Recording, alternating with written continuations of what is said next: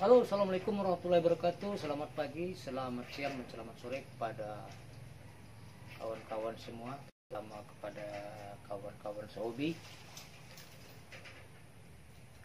Kali ini saya akan coba berbagi tentang mengatasi mimis yang ngacak.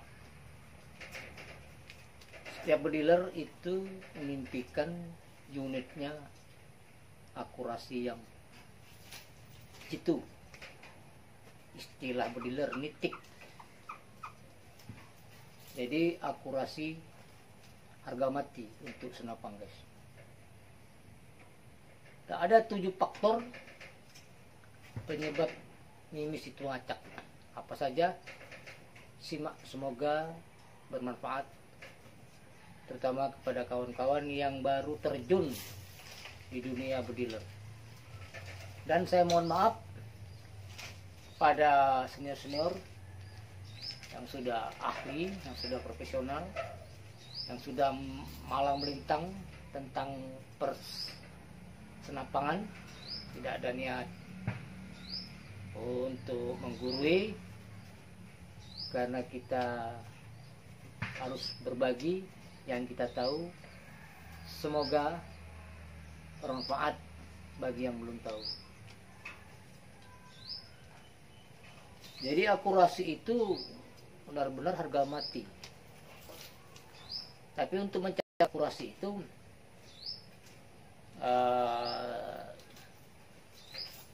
tidak semudah yang kita kira, guys.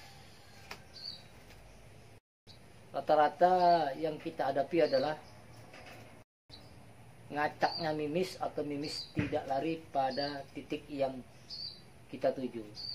Jadi ada 7 faktor utama yang bikin mimis itu ngacak.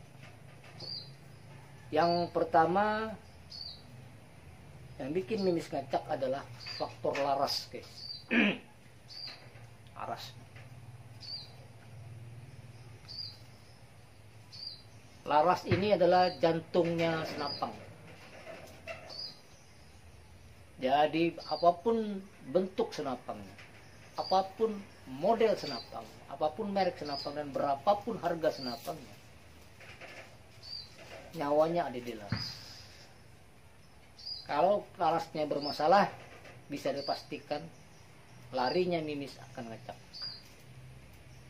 Nah, untuk mengatasi kendala dari laras, biasanya ada 3 cara, guys.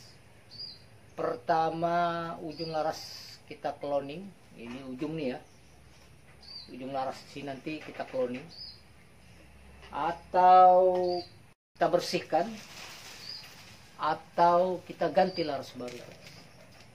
Karena biasanya unit yang baru kita beli itu laras bawaan. Nah, yang punya rezeki lebih mencari laras yang agak mahal, yang impor, karena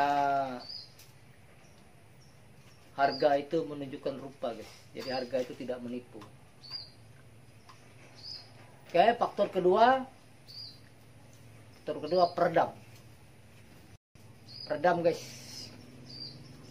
Kadang-kadang peredam itu miring. Kita tidak menyadari kalau derat di peredam atau derat di ujung laras itu miring, sehingga mimis yang keluar dari laras itu akan membentur peredam. Bagaimanapun mahalnya laras, bagaimanapun kita menyetel zero, kalau peredamnya bermasalah, pasti mimisnya akan ngacak. Jadi solusinya, yang terbaik kita ganti peredam baru, peredam CNC kalau bisa, atau kalau ganti, cukup peredamnya kita cari dalam melihat kemiringan sebelah mana, kita lakukan pengamplasan. Jadi umpamanya miringnya di sebelah kiri, amplas sebelah kiri. Kalau miringnya sebelah kanan, amplas sebelah kanan, yaitu di ujung sini, guys. Nah, di pangkal ini kan ini, karena pertemuan ujung laras dengan ujung peredam ini biasanya di sini miringnya, guys. Faktor ketiga adalah mimis. Mimis juga sangat menentukan. Mimis lokal maupun mimis impor juga nggak jaminan. Tapi biasanya mimis yang impor atau mimis yang harganya lumayan itu lebih mumpuni. Karena apa?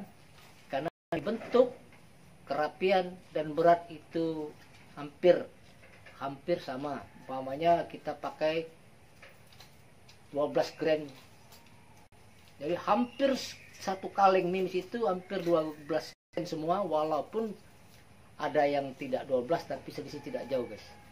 Tapi kalau mimis yang biasa, dalam arti yang murah, itu kadang-kadang beratnya berbeda, bentuknya juga nggak beraturan. Itu dari berat mimis saja udah mempengaruhi faktor akurasi. Kedua, biasanya di rok mimis, jadi mimis itu penyok atau rusak, itu juga akan mempengaruhi akurasi. Terus yang ketiga, dari teleskop.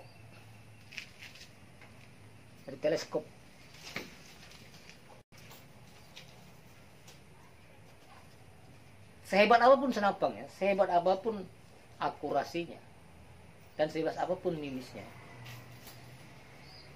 kalau tidak di zeroing, pelurunya pasti tidak akan mencapai titik yang kita kehendaki.